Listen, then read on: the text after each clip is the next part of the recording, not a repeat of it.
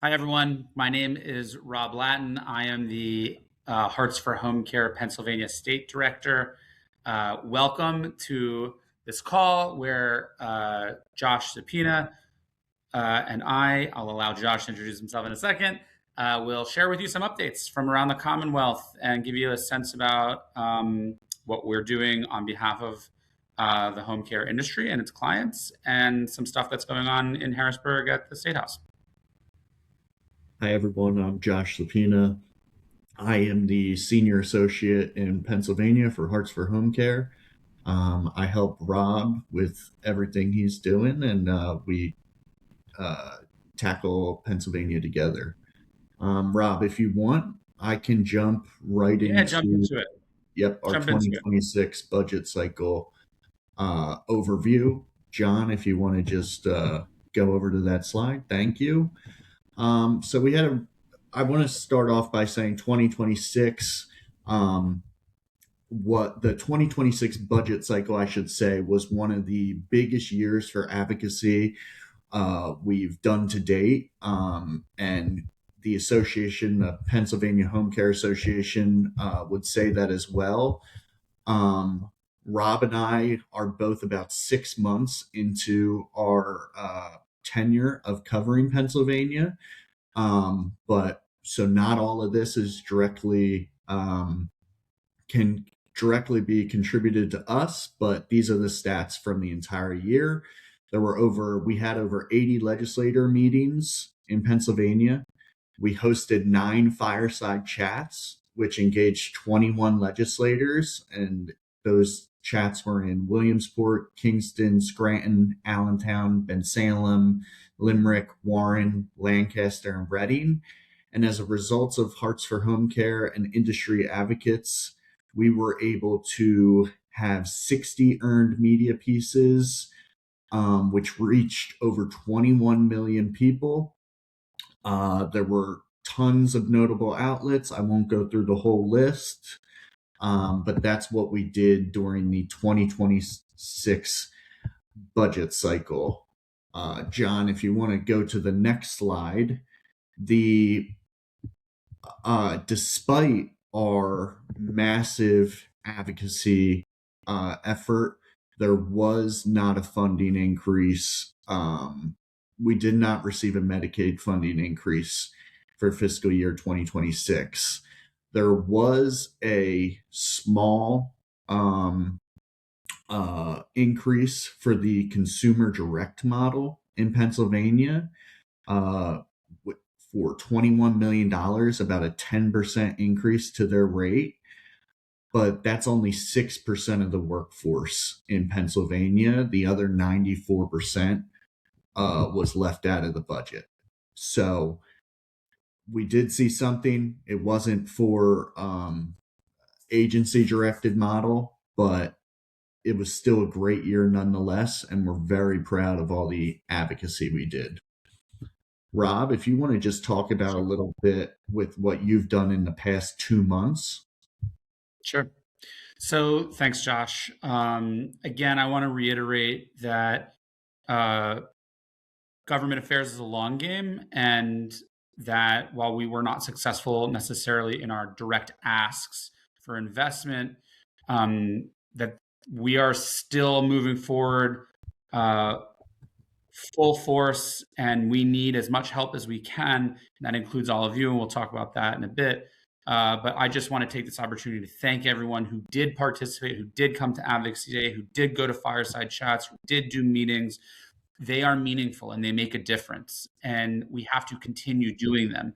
I always tell people when we meet them that no singular one thing will necessarily get you across the finish line in government affairs. But if you don't do one of these things, you might not get across the finish line. And I know that sometimes it can be a little demoralizing if you do all this work and you don't get necessarily to where you want to go. But please know that that is how the system is intended.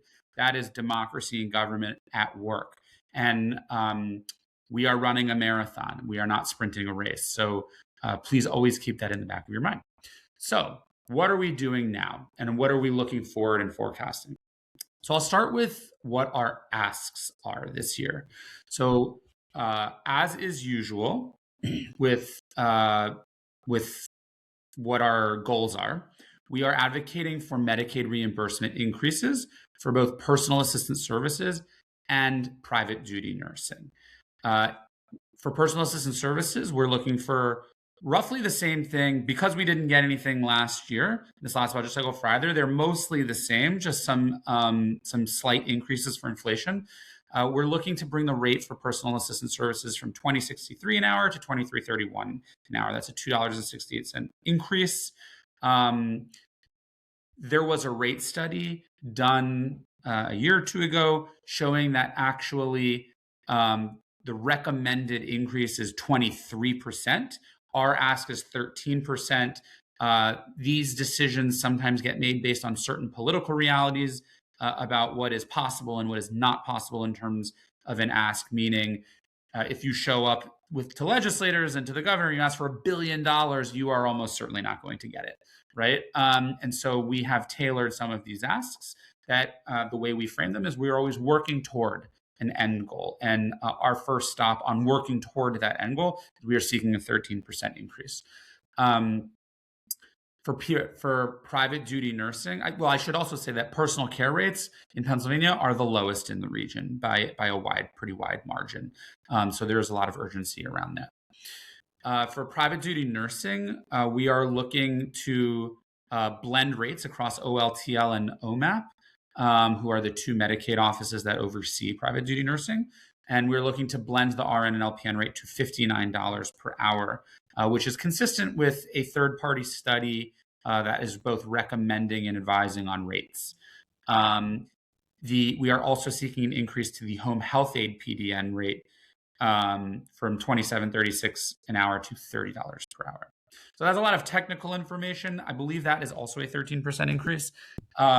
Please know that we are working diligently. I'm going to get to that in a second. These decisions are not made in a vacuum. There are many stakeholders who help weigh what is realistic, including from other venues like PHA and places like that, the Pennsylvania Home Care Association.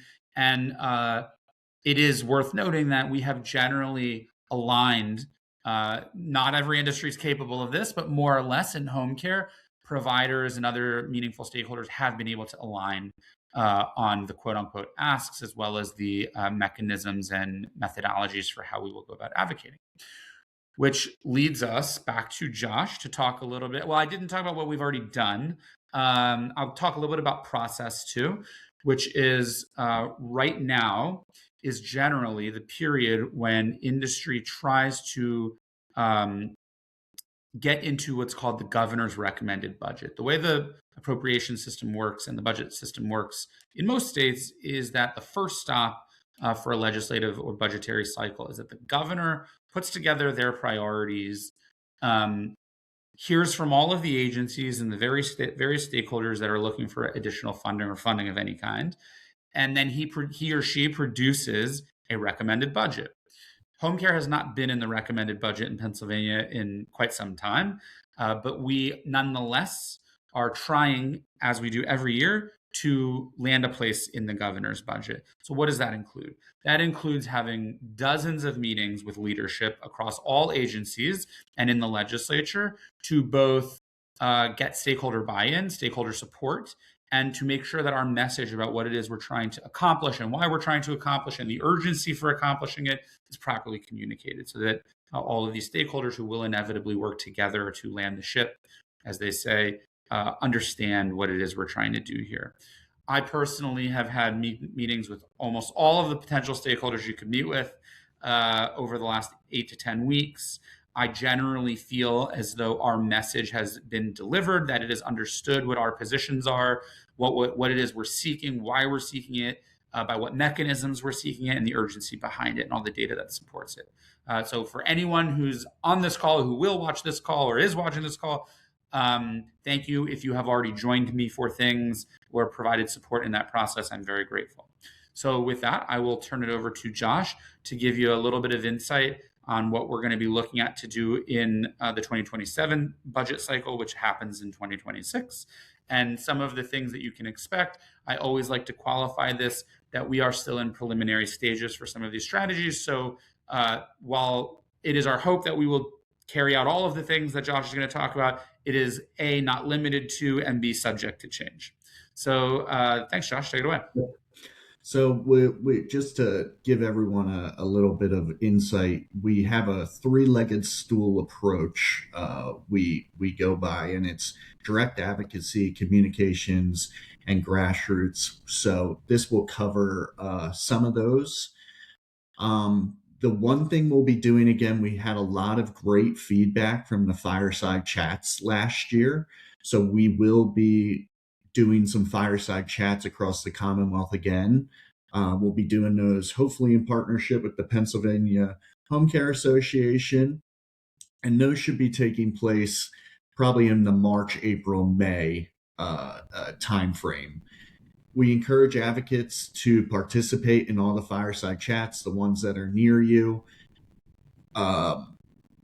The goal of these fireside chats is to bring legislators, home care recipients, caregivers, and agency staff together to have a roundtable type conversation.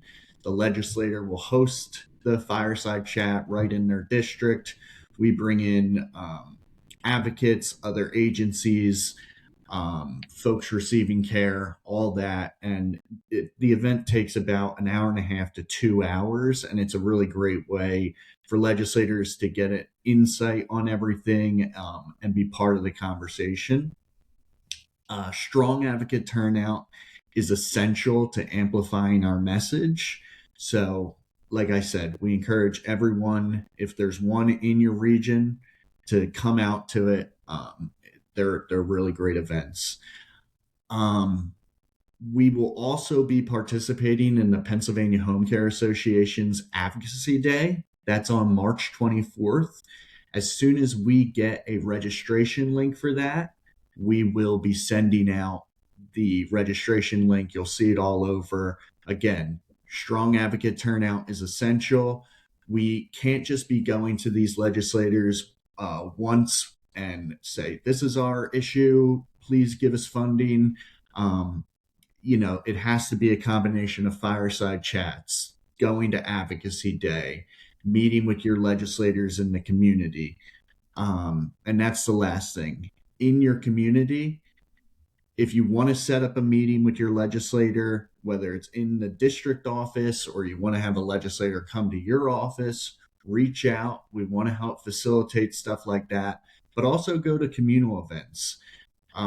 Your legislators typically host senior expos, or, just off the top of my head, go to the county fair. It's good to engage your legislators at those events too. You don't want to run up and just, hey, I need to talk to you about home care, blah, blah, blah, right now. But you want to be the face of the relationship with your legislator in your district. So it's important whenever you can engage with them to do so. And things like senior expos or community town halls, those are great things to get involved with.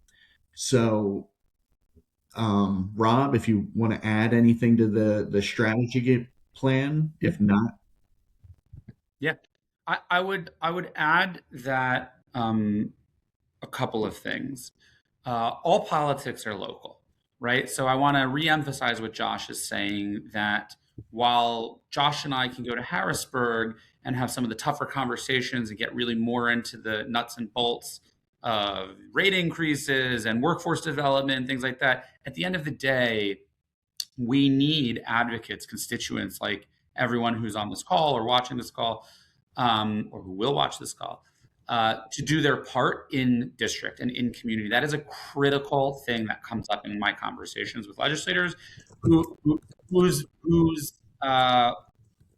being affected in my district.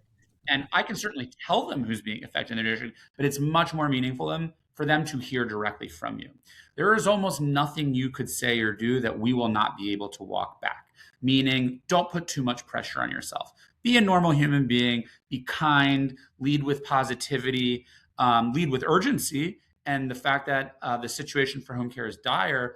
But if you conduct and comport yourself in a normal, functioning way, you will be well received, almost certainly. And we want you to feel that you're empowered to do so, and you are empowered to do so, and we need you to do so, because Josh and I are just two people, and we really do believe that our greatest chance of success is through a grassroots team endeavor. And we will have more to share as strategies develop and things and dynamics grow, et cetera. But for a starting message, we need your help, right? And to Josh's final point, which is just let us know so that we can help support you, so that you can stay on message, so that what you're doing is a complement to what we're doing, and vice versa. We appreciate all that you have done, are doing, will do, and we will definitely be sure to keep providing opportunity for all of you to interact with us, to learn from the things we're hearing and seeing, and engage on topics that are of interest. Great. I did ask the chat if anyone had any questions they wanted answered, but there aren't any yet. We'll give everyone a couple more seconds here to see if there's any questions. But if not, we will let everyone get back to their busy work schedule. And I just want to say also that I hope everyone has a happy holiday, whatever you're celebrating this time of year. I hope it's great. I hope you get to see family and friends, and also a happy new year as well. Yes, thank you from me as well. 16 minutes and 30 seconds, can't beat that for a briefing. Please know that our intention is to be constantly communicating. So if you had questions, you weren't able to join, please know that we are going to be doing a number of these throughout the year on various topics, usually on things that we're thinking about in that moment. But our goal and our endeavor is to provide everyone opportunity to hear from us, more than just beyond an email dictating something to you, but an engagement opportunity so that we can keep the conversation going. Great. Appreciate everybody. Thank you so much for joining. Bye-bye.